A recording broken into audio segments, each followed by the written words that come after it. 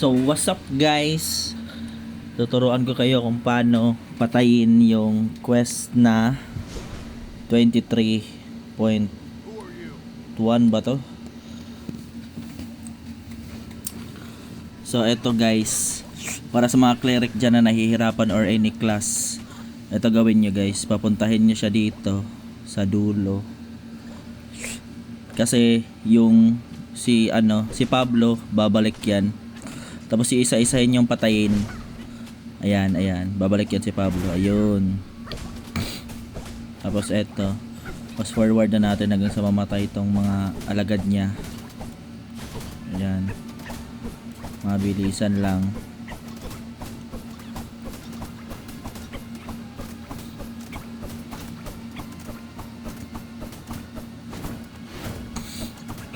Ayan, huwag nyo kalimutan din gumamit ng mga power ups.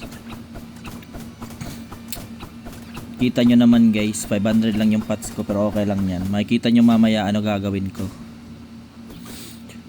So ayan, next. Kunin ulit natin. Kaso bumalik yung isa dyan.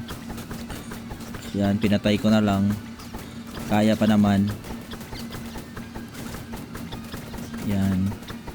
Tira na ng tira par. Tapos papatay natin yung isa, yung last. Yan, fast forward ulit natin.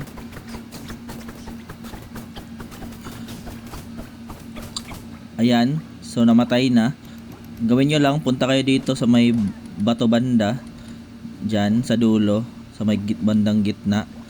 Ayan, spot kayo dyan sa kinatatayuan ko. Tapos tirahin nyo lang. Tapos pag umabot na kayo ng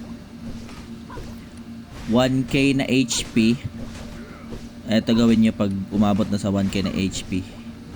Tayo natin.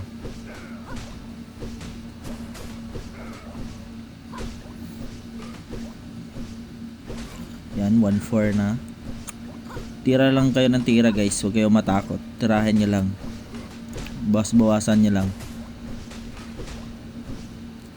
Ito yung isa sa pinakamadali na gawin nyo para di kayo mahirapan matapos to si Pablo. Ayan. Tapos baba agad dito. Ayan. Iikot yan si Pablo. Tapos hayaan mo mag-regen ka. Ayan. Tapos tirahin mo ulit. Dapat 5 seconds guys. Di lalagpas ng 5 seconds para di mag-reset si Pablo. Tapos yan. Tirahin natin. Yan. Bawas lang ng bawas. Tapos pag bumaba ulit ng 1k. Ayan. Bumaba ulit. Akyat ka ulit. Tapos iikot ulit yan. So ulit-ulitin nyo lang hanggang sa mamatay si Pablo. Kaya ayan, fast forward na natin yan dito para matapos agad.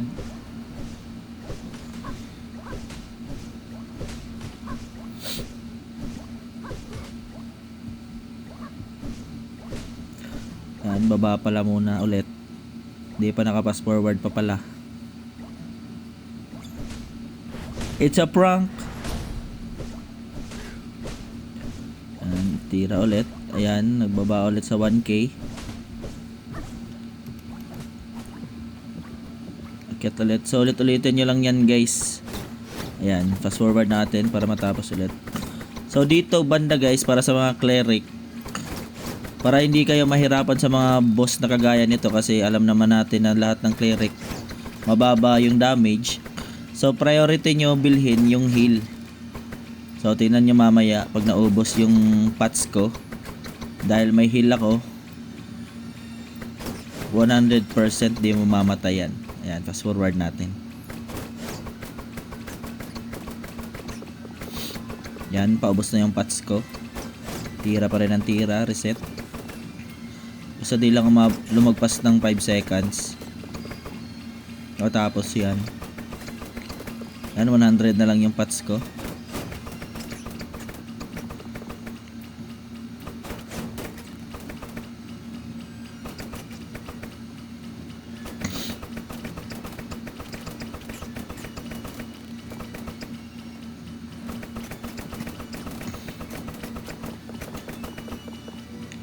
Yan, malapit na maubos. 100 na lang. Maubos na. Nasa times 2 pa. Pero pala paubos na yung ano ko. Pots ko.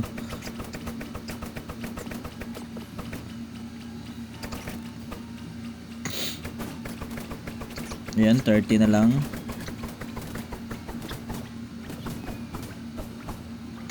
So ayan, ubos na yung pots ko. 10 na lang. Ayun, ubos na. 5, 4, 3, 2, 1. Ayan. So kahit walang pots, huwag kayong kabahan kasi mas mataas yung heal. Ayan, oh. Kahit banatan tayo ng banatan yan, mas mataas yung heal natin kaysa damage nya.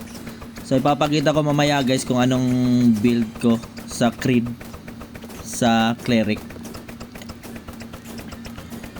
Pakita natin yung Creed build ko para sa Cleric. Yan, malapit na siyang mamatay. Heal lang ng heal. Heal tira lang. So pag ganito, kung Cleric kayo na may heal, pwede nyo lang siyang tayuan. Pero sa mga ibang class na walang heal, ganun gawin niya. Akyat baba lang. So ayan, mamamatay na. Ayun, so tapos. Easy quest para kay Pablo. So ayun lang guys.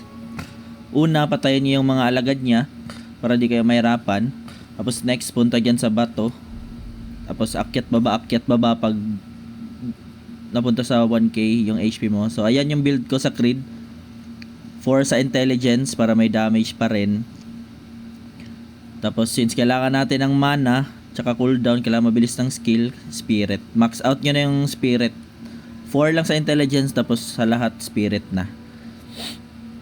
So ayun lang guys. Follow also my Facebook page, Kelly's Playground. Tsaka magla-live din ako sa Facebook. So ayun lang guys. Peace out. Bye bye.